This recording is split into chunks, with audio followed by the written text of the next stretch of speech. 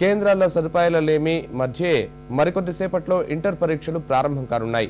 ఈ ఏడాది పరీక్షలకు 19,58,202 మంది విద్యార్థులు హాజరవుతున్నారు. గత ఏడాదితో పోలిస్తే విద్యార్థుల సంఖ్య 58,000 పెరిగింది. పరీక్షల నిర్వహణ కోసం రాష్ట్ర వ్యాప్తంగా 2,488 కేంద్రాలు ఏర్పాటు చేశారు. ఇందులో 330ని సమస్యాత్మక కేంద్రాలుగా గుర్తించి గట్టి భద్రతా చర్యలు చేపట్టారు.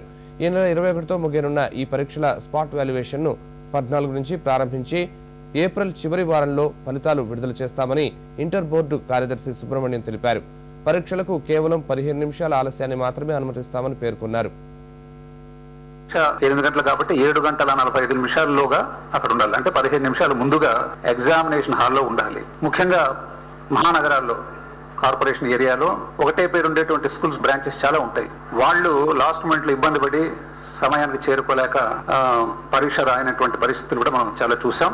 కాబట్టి వారి యొక్క ఫోటోలో కానీ, సిగ్నేచర్లో కానీ, పేరులో కానీ, ఎగ్జామినేషన్ సెంటర్లో కానీ ఏదైనా తేడాలు ఉన్నట్లయితే వెంటనే సంబంధిత ప్రిన్సిపల్ను కాంటాక్ట్ చేయొచ్చు. ఆ విధంగా వెంటనే సెర్చ్ చేసుకోవాలి.